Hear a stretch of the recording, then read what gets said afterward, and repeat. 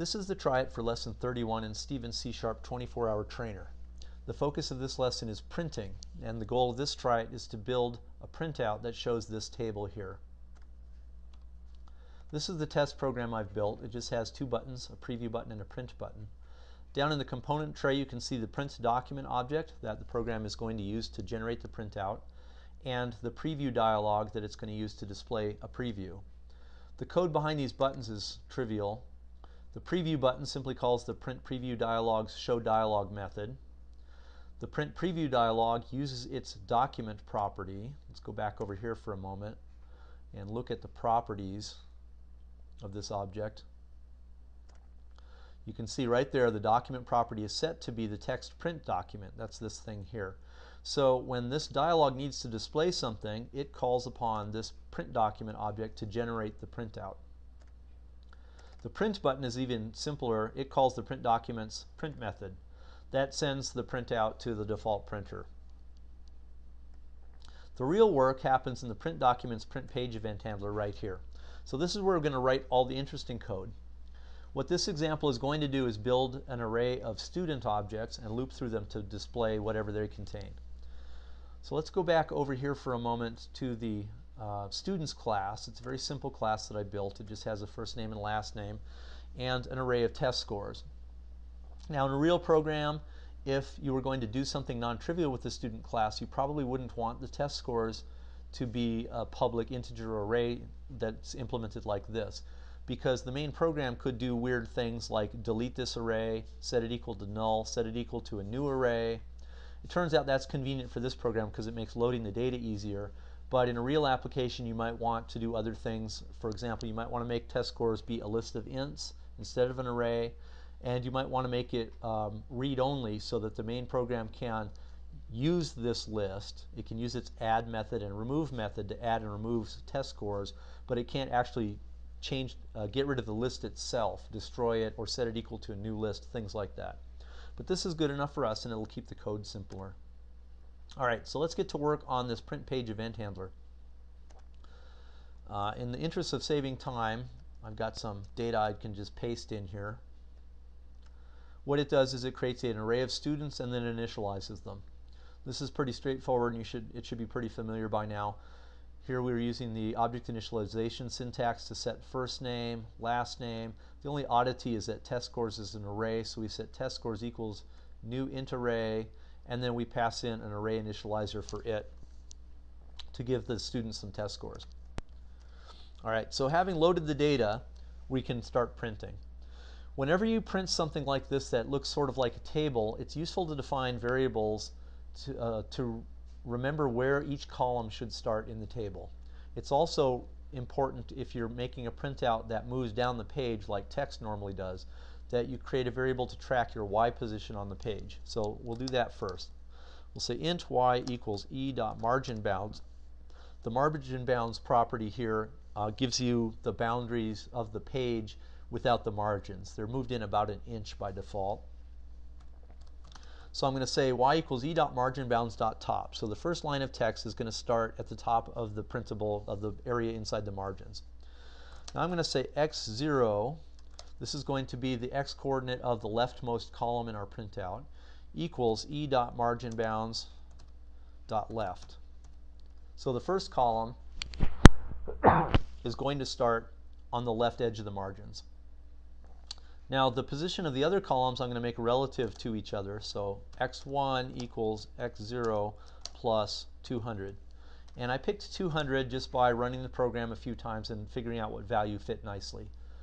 If in a real program you could use some more advanced string processing techniques to measure the strings in the data, see which one is biggest, and then make the column an appropriate size. That's more advanced, so we're not going to cover that. So I'm going to define the other columns similarly. I'm just going to cut and paste this code, copy and paste it, and then we'll make x2 be x1 plus 100, x3 is x2 plus 100, x4 is x3 plus 100. So each of those columns is 100 pixels wide, or 100 print units wide. Now we're ready to start some printing. When we call e.graphics.drawString, that's how we'll actually put stuff in the printout, it needs a font as a parameter. I don't have a good font lying around. The fonts over here on the form are fairly small. I want something a little bit bigger to show up nicely on this printout. So I'm going to create a font here. Fonts use system resources that we don't want to tie up, and they provide a dispose method. So I'm going to put this in a using block, so we automatically call dispose when the block ends. Let me also emphasize that if the block exits for some odd reason, for example, there's an exception that jumps the code out of the block, then the dispose method is still called, so we don't lose those resources. So using font, I'll just call it font equals new font, and I'm going to, as you can see here, font has 13 different overloaded constructors. I'm going to use this one where I give it a font family name and a size. This is probably the simplest of these. I'm going to use the Times New Roman font because it looks nice, and I'm going to make it 20 point, which would be a little big for a form, but it looks pretty good on a printout. All right, inside here we need to do our drawing. First thing I'm going to do for this table is draw the column headers. So I'm just going to say e.graphics.drawString. The text I want to draw, so the first column is the name column. The font I'm going to use, and you can see here there are several different overloaded versions of this function as well, of this method. I'm going to use brushes.black. If you use a different color and your printer doesn't support it, it will try to do its best. So for example, if you used yellow here and you have a black and white printer, you'll probably get something that looks kind of gray. It'll lighten up the color as much as it can to try to make it look kind of as bright as yellow would be, but the result is going to be pretty marginal. So if you have a black and white printer, just use black and white here, or black. And then instead of a point, I'm going to use this overloaded version right here, where I pass in x and y coordinates. This is the x and y coordinates of the upper left corner where I want this text to be printed. So initially it's going to be x0 is the left margin, y starts at the upper margin, so this is going to be in the upper left corner of the area we can print. Now I'm just going to copy and paste this and change the text we're printing to test 1. The only other change I need to make here is I want to print this in the next column, so I change x0 to x1. And then I'm going to copy and paste this for the different test columns. And they'll be printed in different positions. So that's good. That's the header row.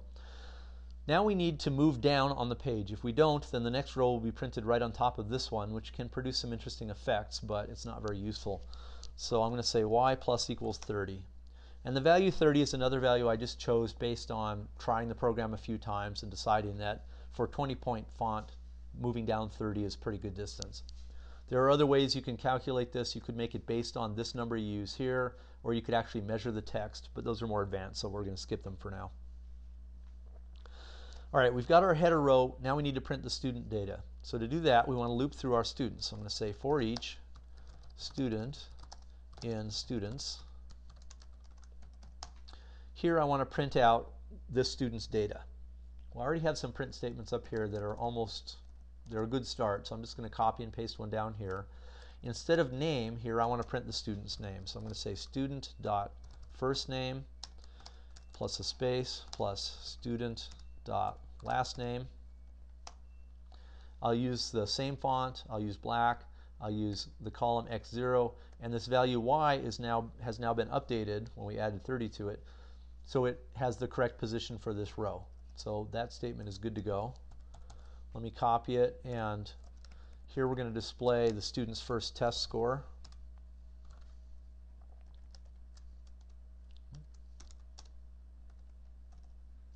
Oh, sorry. The test score is an integer, so we need to use toString to turn it into a string before drawString can print it.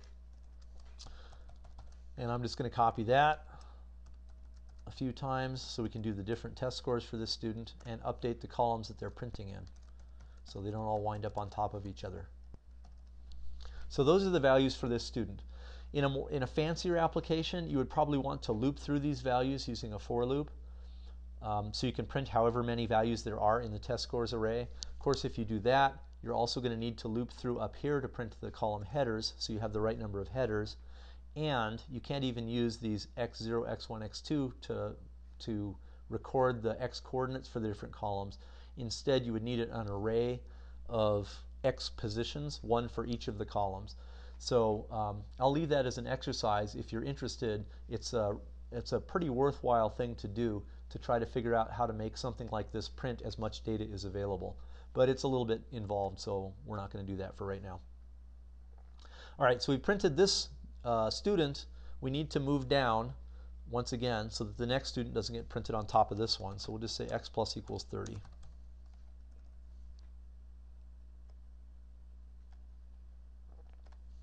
All right, so this parenthesis is the end of printing all the students. This one matches to this font using the font thing. So at this point, we're done printing. We're done using our font. Okay, and then this bracket closes this method. So the only things we have left to do are, in this printout, I drew a box around everything. So we'll do that now. e.graphics.draw rectangle.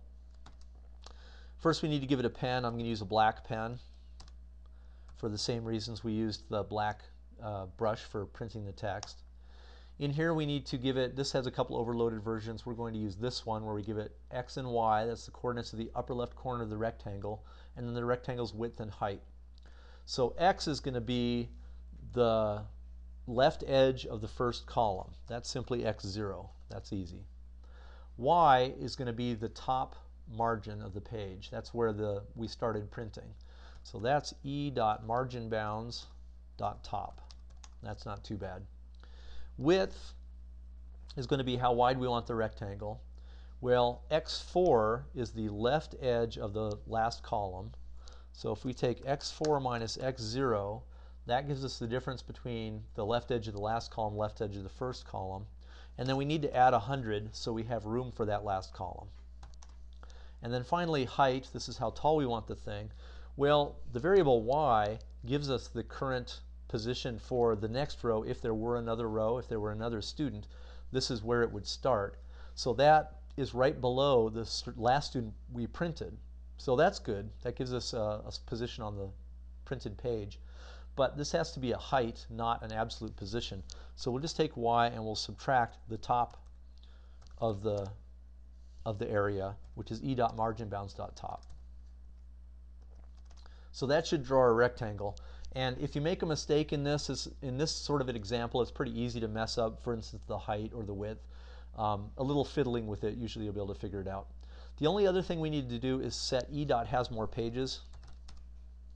In this example, we're only printing one page, so we just set e.has more pages to false. And after the program reaches this point, it won't print any more pages. So let's run the program and see if it works. I'm going to click preview so I don't waste any paper. And there is our preview. Let me zoom in a bit, make it big enough so we can see things. And it looks pretty good. You can experiment with things like trying to align these values if you want to align them either on the right or centered in their columns and so forth. And one of the examples, you get to try to draw lines between the rows and between the columns. A couple of interesting things to note real fast here on this print preview dialog. It's a pretty fancy control. It'll let you zoom in and out. It'll let you scroll through the printout if it doesn't all fit all at once.